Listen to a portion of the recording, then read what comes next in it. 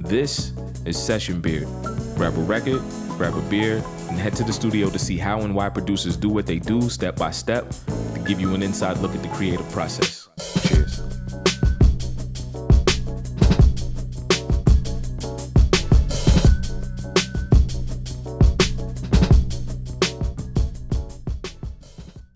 Peace, y'all. I'm Alan Thomas, Divine Being, Selective Forecast, rapper, producer, half of the Family Orchestra. Stay focused. I definitely, I do look at years, and then I also look at who's playing on the album and artwork. Those are like major things. Like if the artwork, I'll probably go off of that first, but if it's an artist that I really like, or someone that I've heard of, or I've heard people talking about, and I'm just curious, I might look at, okay, if the cover isn't great, maybe let's see where year did this come out. 70s stuff, perfect. Anything in the 70s is like perfect. Late 60s maybe, but I try to I'm really into 70s stuff. Actually, I don't like the 80s stuff too. It's a little more processed, but it's still good. And then I also look at who's on there. You know what I'm saying? There's a lot of great musicians. I feel like played on everybody's albums. Or at least everybody who was important. And so you start to look for those people. Wynton Marsalis, Bob Power. Things that certain people touched, like if they touched Chick Corea, if they were involved in some way, you already know it's gonna be dope. I'm a big fan of Deodato's stuff. Pretty much anything I hear by him, it's got that vibe. He's very, it's something about that brand of soul. During this time too, when did this come out? 79. Man, late 70s for jazz was just so beautiful. Yeah. I have a Machine MK3. This is pretty much my main audio box, my main mixer. All the audio from the computer comes out through here. And so what I do is I have it running out, the audio from the MK3 running out into my SP404, and then I have that running out to my monitors. So that's my setup here. I mean, initially, man, I look for melodies because I don't like to sample drums because I like to make my own drums. I like to do my own loops. Sometimes I'll mess with a loop, but I'll probably try to chop it a good bit. But I look for melodies and largely keys. I love any kind of keys, pianos, organs, synthesizers, Rhodes. Clavichords and whatever, man. I love keyboards, keys, man. They're all it's a very versatile instrument, and I can do a lot as a producer with just a fire-ass, 8 bars of good piano. Please. What's this sound like? Oh.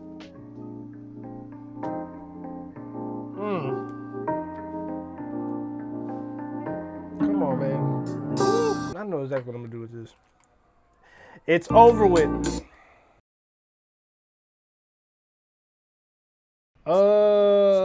I wanted to try the hibiscus. I like the word hibiscus.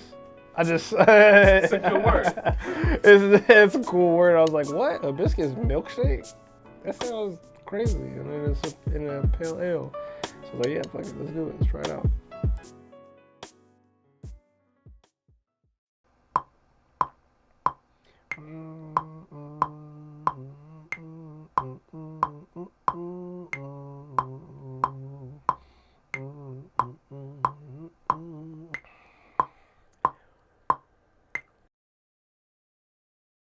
I actually start with hats first just because I hate the metronome. So I like to get something that can maintain the rhythm so I can cut the metronome off. it's like my process switches up. You know, a couple months ago, I'd start off with the drums first. And now I've just started, you know, subconsciously, I feel like my mind just makes me switch up. You know, like it makes, like I'm getting too used to this. Like I gotta try to do it some way different. So now I've started, what I'll do is I'll listen to the sample, I'll get my chops first, and then try to build a drum loop with the chops in mind already. As opposed to before, when I would just make a drum loop and then start listening to samples, and then whichever one sounded the best, I just play that over it. I've been trying to do more adding my own stuff, like as far as like keys or whatever go. I do think it's very important. But bass lines are always have to happen. You always gotta have a bass line, at least for me. Well, I mean, you gotta know what you want to sound like. I mean, I think for me, getting things to be the way I wanted to, I had to learn how to use the effects and like the little VSTs, you know, you just by perusing the internet, or I mean, if you got that kind of network to know what things do, you know, certain VSTs, some stuff just makes the beats sound a bit, you know, a bit more full. I kind of like a balanced sound. Like I like stuff, I don't like things that sound overproduced, but I want it to fill the space, you know, like I want my beats to fill the space without seeming like they're doing too much.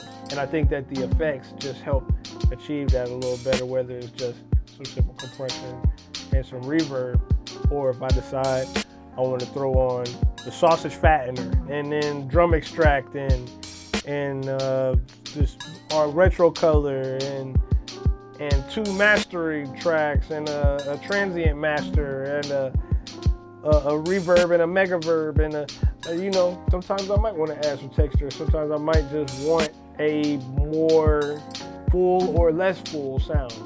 And I think sometimes you can only get that when you know your way around the DAW. And I think that the effects are the best way to show that, in my opinion. You know, even if it's just a simple EQ, EQing your drums properly is so like, it's so subtle, but it fills the beat out. And you only realize it when you start doing it and you take the time to kind of like, what does this make it sound like? Okay, what about with the rest of the beat? What about this? What does this do? What does a delay do? Some people don't know what a delay does, and if they did, it would change their, okay, maybe I throw a delay on this thing right here, it would just add, like you said, texture. I got to. I have to do it to stay having fun with it. You know what I'm saying? I get bored quick. That's it. And so if I don't have the ability to try new things, then it's just I'm gonna check out. So being able to just have that's why I'm like, I want to get to MPC Live now, just so I can like finally, I can get an MPC. I've never had one before, and I can learn that. That's another new mountain to climb, another way to make more beats. Just making more music, finding ways to challenge myself. Okay, so let me see. Beats, brews, and life.